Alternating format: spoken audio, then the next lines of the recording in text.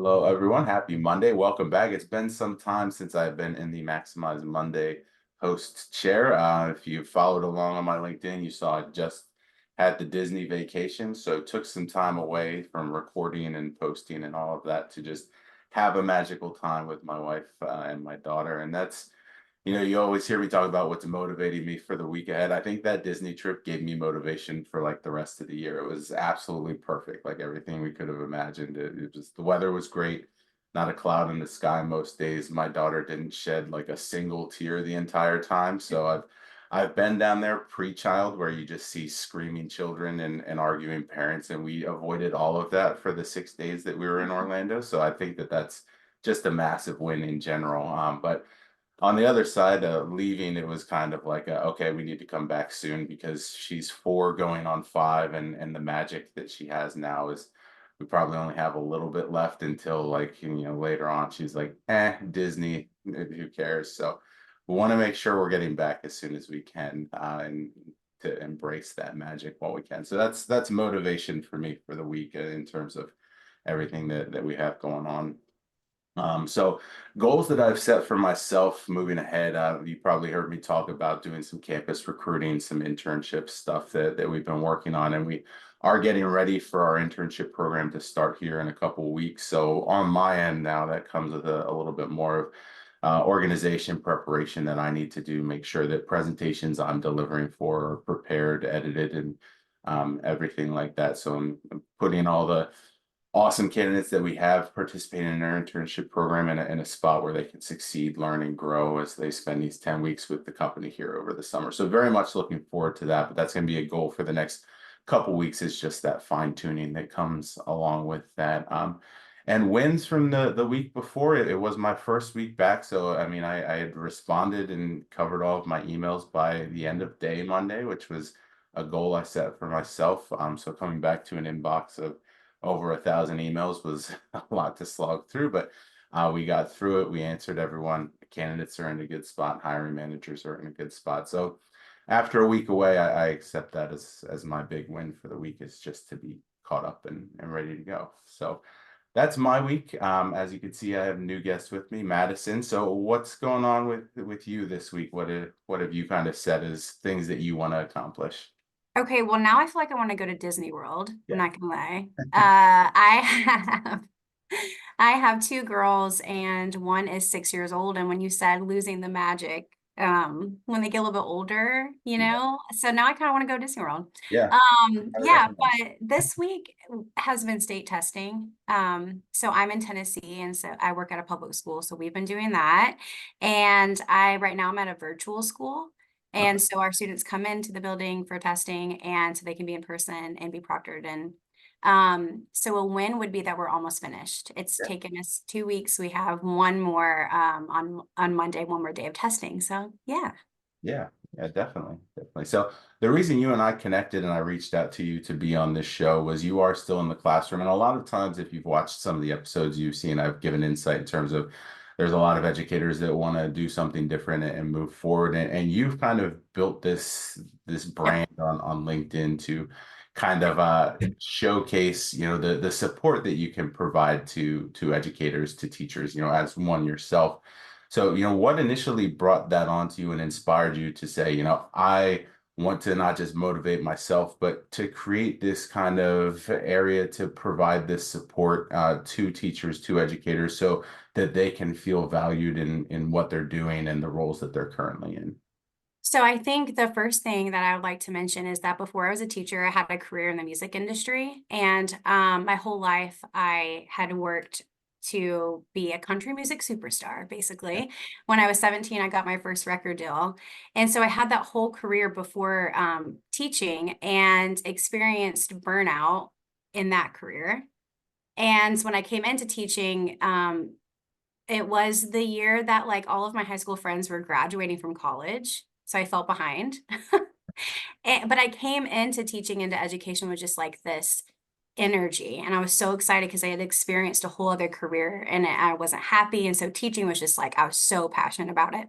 Mhm. So I just thought I'd go ahead and kind of tell you about me and get that out of the way, that I had that whole other career, which so it brings a different perspective to teaching for me personally, because I didn't know I always wanted to be a teacher. Right. But through that experience, I decided I was going to be a health and PE teacher because I've dealt with issues in the music industry with like eating disorders and low self-esteem and things like that. Um, but the reason why I decided to be a voice and inspiration for teachers is because I was a PE teacher, right? I still am, but I was at an elementary school. And being a PE teacher is cool because you teach every kid in the school. Right. And so, like in staff development meetings, I know all of the teachers and I know all their students, and it's like a beehive, right? Like in a meeting, and they're all like talking at the beginning of the meeting, and like you see their little cliques and stuff. And then, admin or whoever was doing the presentation or development would walk in, and the teachers you would see them kind of be like, oh, sometimes, like, oh, what's this meeting about? And could this have been an email type of thing? Right. And their to-do list are so long as a teacher. Yeah. And it's overwhelming. Mhm. The amount, and every year it gets more of a workload put on your shoulders. And so as a PE teacher, I kind of got to sit back in the back of the room, as we like to do during meetings, and kind of watch everyone. And I had this moment where I was like, I wish some of the professional development could turn into personal development. Like Yeah. every now and then have someone that comes in and says, like, how are you as a person doing?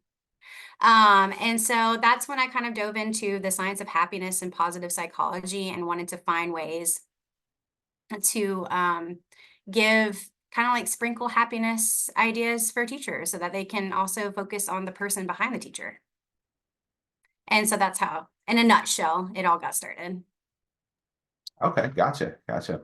So since you've kind of started that, and I've always been one to champion for teacher support. My wife is still a classroom teacher, high school social studies. So I know that support is something that's not always there for teachers. Financially, emotionally, all of that. That they kind of have to put that burden on themselves a lot of times, which makes for an unfortunate situation. So as you've been doing this and providing this support, being this outlet for teachers who need that support, how have you found that that has positively impact not just the teachers, but the students, the community? How, in what ways has this kind of expanded in terms of providing support, has kind of broadened the reach of who sees the impact of that? Yeah. I always like to say that happiness is like it's a domino effect. So teachers are supposed to be role models for their students, and we're told all of the time to teach the whole child. And so my thing is like, what about teaching or supporting the whole teacher, Mhm. right? Yeah. Where there's a whole person behind the teacher. And so as I said, happiness is a domino effect. So if teachers are implementing happiness things throughout their day to ensure that they're staying happy or positive, their students are going to see that. It's going Mhm. to create a better school culture. It's going to create a stronger, positive environment in the classroom. And then essentially all of that will affect student learning at the end of the day. And am I saying that you're always going to be happy? Absolutely not. Right. Like, I am not always happy. My husband will tell you that. But if we're always striving and working towards it, isn't that what we want our students to see? We want them to see, that we're always trying our best and trying to stay positive. So I just think it's just a domino effect. Like if admin is happy, it can trickle down to teachers and then to students and then out into the community. And yeah, so happiness is like a domino effect. Okay, okay, gotcha. So now that you've been doing this and providing that support, can you kind of share a memorable moment, where you saw the positive impact that you were either supporting, or, a moment where providing that support positively impacted you, but just kind of as a showcase of how, a story that shows how these benefits can kind of go further than just the teacher that you're directly supporting. Sure. So I always like to talk about my work bestie. So I'm virtual and our offices are next door to each other. She's the high school PE teacher. And honestly, she would be so mad knowing that I'm talking about her right now because she doesn't like attention at all. But I have to because she's the most positive, inspiring, supportive person ever. Mhm. And so for me, this is where what I've created with Seasons of a Teacher, which I'm sure we'll talk about in a little bit, is just and with my speech is relationships are so important. And so having that work bestie is someone that I can go to and kind of lean on. Mhm. And so for me, she's had the biggest impact for me just being there for me. Yeah. Now, as far as like seeing um what I've done for other teachers, for me, it's more like in the everyday thing with honestly, like coworkers here too. Yeah. Just supporting them, talking to them, having relationships with them, and them knowing they can come talk to me about whatever they're going through. Yeah. Also, I think just motivating them to do something that they have kind of, those things where you're like, oh, I've always wanted to do this, Mhm. but you've never done it. Yeah. It's like just kind of being I like to be that person that pushes them, like, "I see this in you, and I really think you should do this." Whether it's, like, making a YouTube channel and, like, putting, I don't know, like, like, for me, like, putting a PE video on there or some type of side hustle, you're good at, like, just championing them, being like, "You can do that." I Yeah. think seeing that, it's probably one of my favorite things. Yeah. Yeah, the Absolutely. impact of that. Absolutely. So now for people who are outside of the classroom and outside of the school setting, but there's a lot of people that do see how important, having good teachers is going to be for the future of education. Saying, I want to help out, how can I do this? And hopefully that's not just empty words and them being disingenuous. So for people who are really wanting to make that effort and start somewhere, that's usually the biggest hurdle, is how do I get started in terms of doing this? So what would you say if someone says, Madison, I want to help out, I want to be kind of that inspiration like you are to teachers and provide that encouragement? What are some of the things that you tell them are easy ways to get started in terms of doing that? Okay, so I'm really big with positive psychology and positive psychology and the science of happiness. So Mm. Arthur C. Brooks. So these are a couple of names that I would look into, kind of what their work is. But like Arthur C. Brooks and Bob Waldinger, they're both Harvard professors. They have fantastic information out there for people, and especially Arthur C. Brooks with teachers too. I would say kind of look into that Mhm. and just kind of learn about ways that you can spread happiness. But specifically, I would say be understanding of everything that a teacher goes through, because it's one of those situations where if you have not stepped foot into a classroom or been a teacher, you really don't know what it's like. Right. And you can say that for a lot of careers, don't get me wrong, but, like, even with state testing, I mean, we're preparing for that for, I mean, the whole school year, but Yeah. to actually just give the test, there's a whole lot that goes behind, that's, like, behind the scenes. Also, teachers are, like, told to do told to do stuff from their bosses too, so they can't always control everything. Yeah. And then I feel like they're kind of the ones that get the worst of it, you know? But I would just say be understanding of everything that the teacher goes through. There's so much more behind the scenes also to support administrators too, because same thing for them. Yeah. Yeah. Absolutely. Absolutely. So you and I have kind of talked about, the landscape of education and how important it is to invest in teacher success and teacher well-being. So, as we look towards the future of education, what role do you see, groups like you've started that support and advocate for teachers, for administrators? How important is that going to be in terms of reigniting that passion for current educators and future educators, current college students that are considering education Oh as their. gosh, yeah. Um, so I just have to say something really fast. Have you noticed my lights gone off?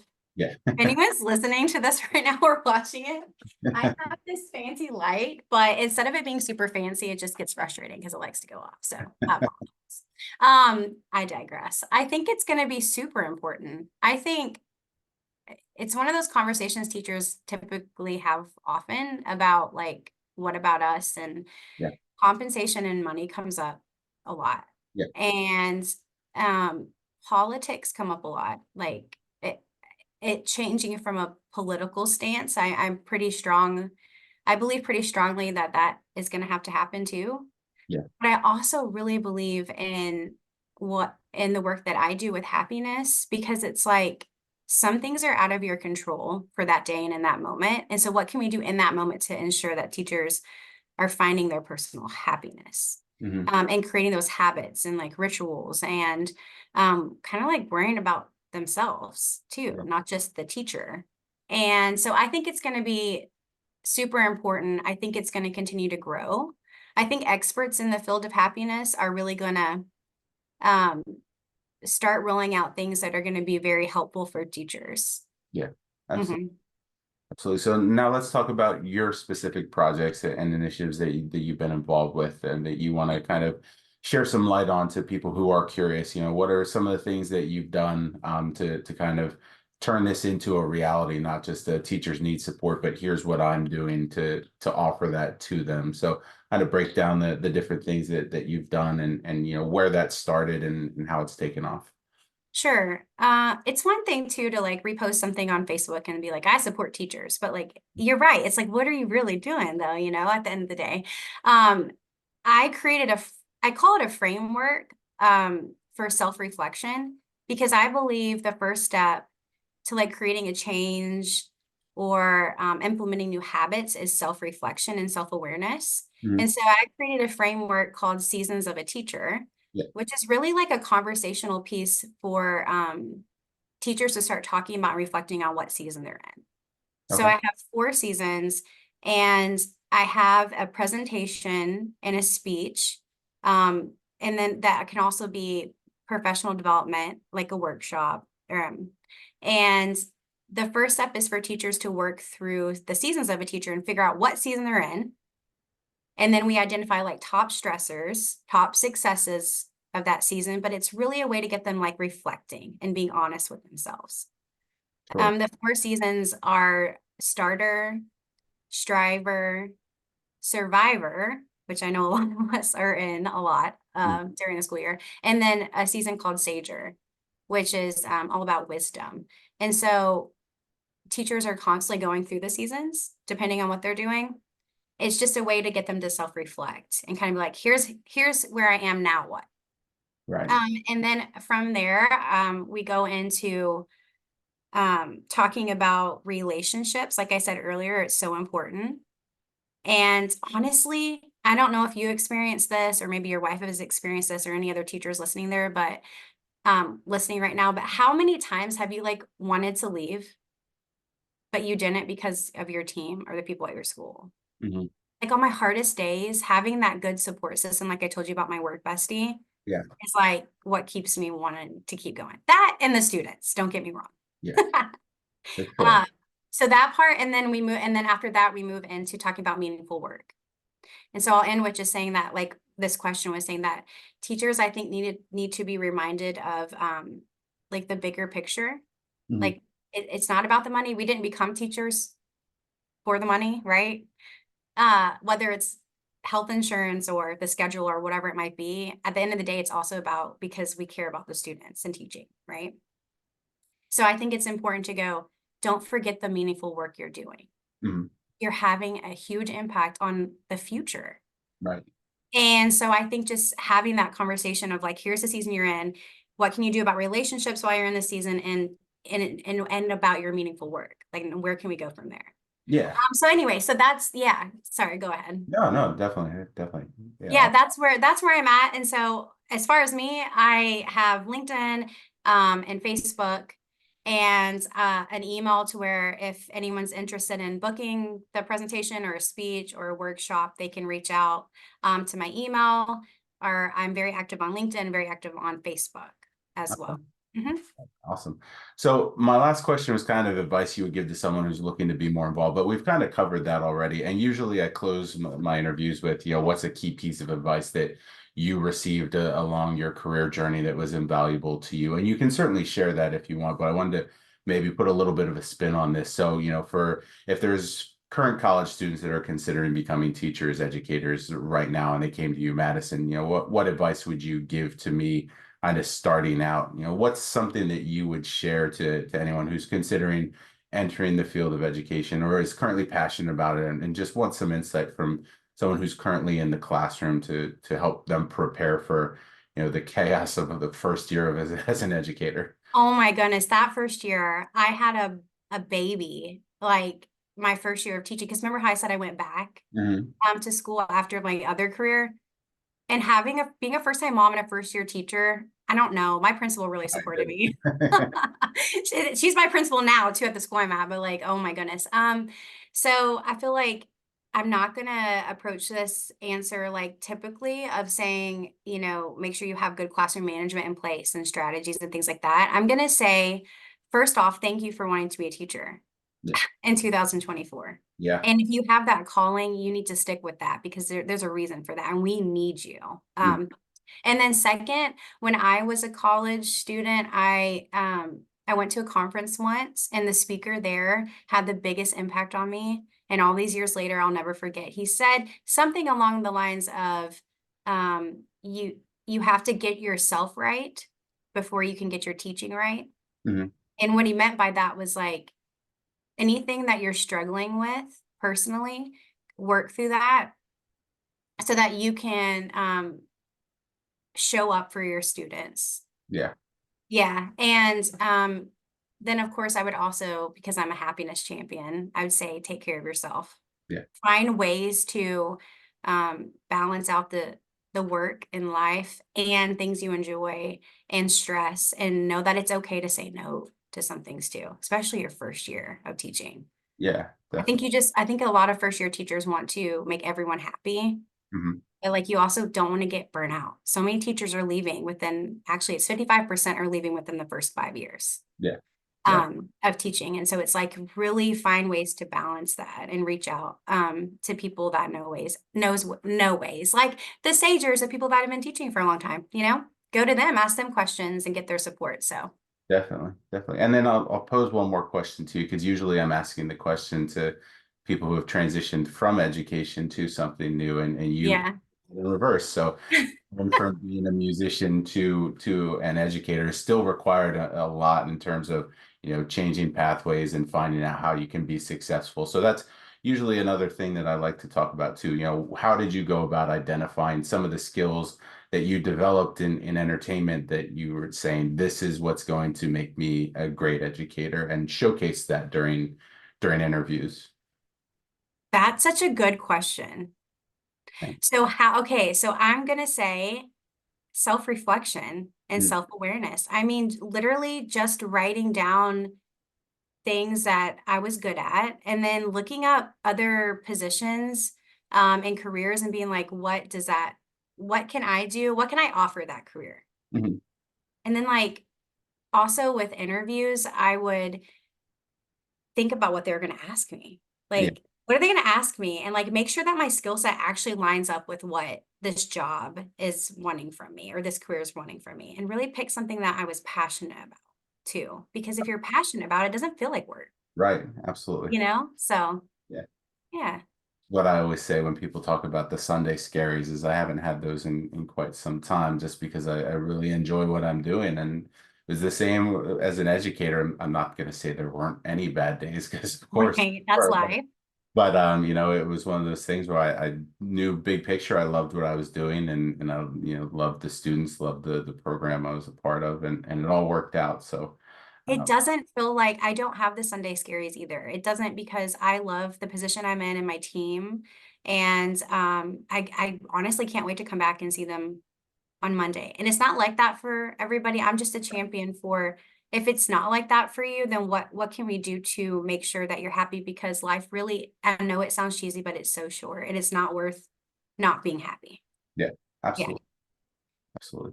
Well, Madison, again, so appreciative of you taking the time Yeah. to jump on here, and also very appreciative for all the work that you're doing to create an atmosphere of positivity and happiness for educators, for teachers, for administrators, because it's so important that they love what they're doing, and that they see that we see there's the value that they're bringing to contribute to everything. So, Well, thank you, Matthew. And I appreciate you facilitating these conversations. I was hoping this would go off right at the end, but it was off by just a second. yeah, But anyway, but thank you, Matthew. I appreciate that. And for having me on to talk.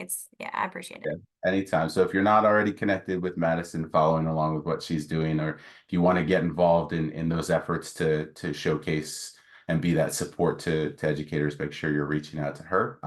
Hope that you have a great week ahead, and we will talk to you next Monday.